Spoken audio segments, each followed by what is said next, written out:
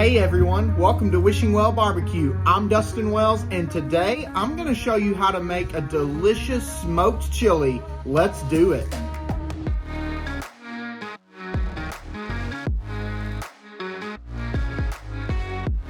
It is that time of the year where fall comes around and the weather is amazing and it's soup and chili season. Today I want to show you how to make this really awesome smoked chili recipe. I'm telling you, this is going to be delicious, so you're going to want to stick around and check it out. Hey, I don't want to wait around any longer. Let me show you what we've got to do to make this amazing chili. I went to my local grocery store and picked up a pack of this beef chuck roast. For this cook, I'm only going to use one of these roasts, and this roast is about 2.5 pounds. The first step in preparing this chuck roast is to trim off any of the extra hard fat or cartilage that's on the outside of the roast.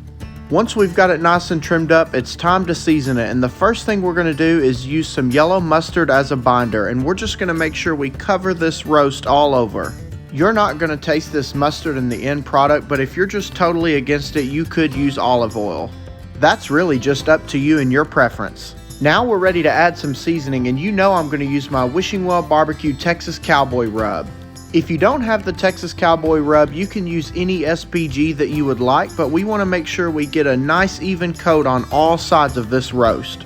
Don't be shy on that seasoning either. It's really going to help build a nice bark on this roast and really flavor our chili later on. Once we've seasoned with our Texas Cowboy, let's go ahead and add some competition style rub to give it a little bit of extra flavor and color. And if you don't have this, just use your favorite barbecue rub. Now that we've got this chuck roast all seasoned up, we are ready to put it on the smoker, so let's do it. Today, I'm going to be cooking on my Oklahoma Joe offset smoker, and I'm going to be using a combination of lump charcoal and hickory wood, and I want to use my propane torch to get this fire started, and we're going to be cooking at around 250 degrees. Once the pit's up to temp, we're going to put this chuck roast on the smoker, and we're going to close it down and let it cook. All right, we've had this chuck roast on for about 5 hours, and just check that out. Our chuck roast has a really nice bark on it. And if I feel it, none of that bark wants to come off. The fat's starting to render right here, and it's had plenty of time in the smoke. The internal temperature of this is right around 160 degrees, so I'm gonna take it out of the smoker and wrap it up in foil. Once we get it wrapped up, we're gonna put it back on the smoker at 300 degrees, and we're gonna monitor the temperature with our ThermoPro until we reach 203 degrees. All right, it's been an additional 1.5 hours on the smoker, and we're sitting at 203 degrees. I'm just gonna probe around on here and just see how it feels, and I can tell you just by feeling it, it feels like butter. We're gonna take this over here to the table and let it rest for about 30 minutes, and in the meantime, let's get our chili ready. In a large mixing bowl, we're going to prepare the first few ingredients to our chili. We're going to start with 1 large diced tomato, 1 large yellow onion diced up, 6 cloves of garlic minced. We're going to dice up a 7-ounce can of chipotles and adobo sauce. You want to make sure that you remove the stems, but you can keep the seeds and just dice it up really fine. Now we're just going to mix these ingredients up, and we're going to take them over to our smoker where we have our cast iron pot right over the coals. This cast iron pot has been over the coals for a few minutes, and it's extremely hot, and I don't want to burn these vegetables, so I'm going to take it and put it in the cook chamber of my smoker. Add about a stick of butter there. And we're just going to dump our mixture in here. We're just going to keep on stirring this and let these cook down just a little bit before we start adding the rest of our ingredients. It's been about 5 minutes and these vegetables have softened up, so we're ready to add the rest of our ingredients. We are at the point where we are ready to check on this chuck roast. We've let it rest for about 45 minutes and we've got the vegetables on the smoker. Oh my gosh, that looks so amazing. It's cooled down to the touch. That looks and smells amazing. Now I'm gonna take this juice and I'm gonna dump it in a bowl because we definitely want to keep that. Here's our bowl, here's our chuck roast. I am just gonna take my knife here and separate some of this out. I'm gonna chop it up. As you can see, this is already super tender, but I don't want to chop it up too fine. I still want to give it a little bit of texture. I'm gonna cube this up.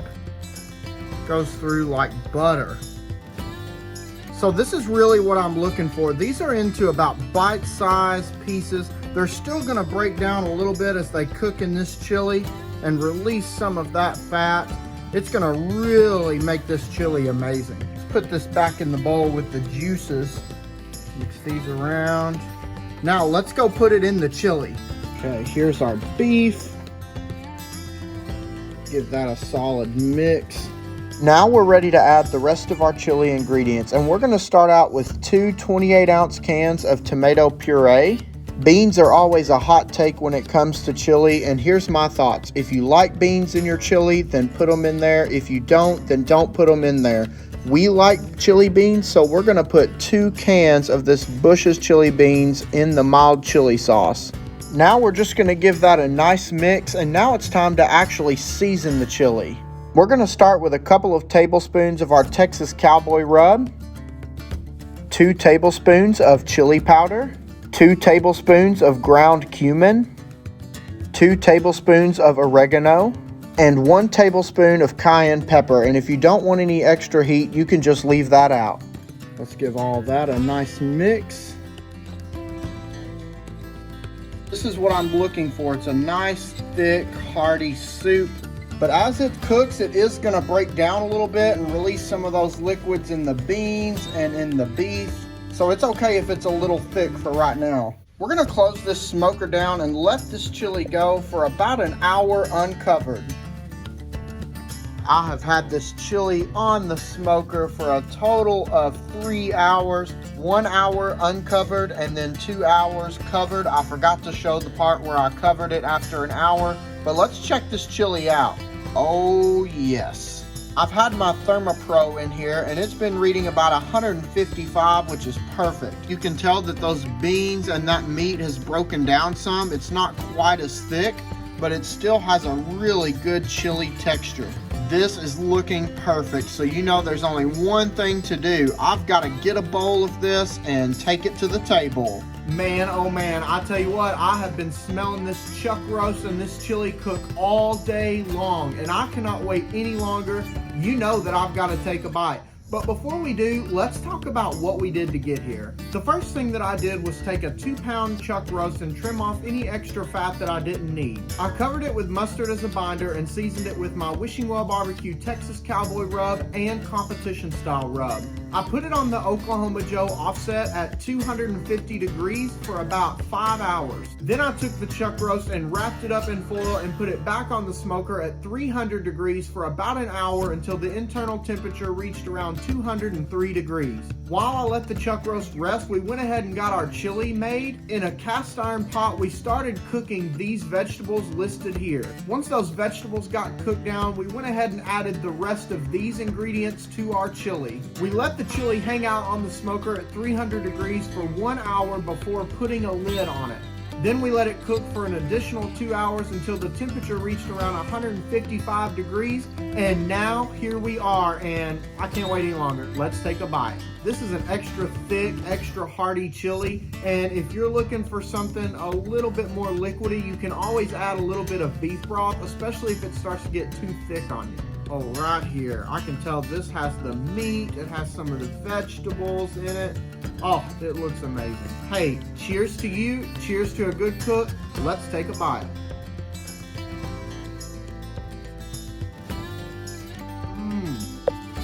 Wow. Whew.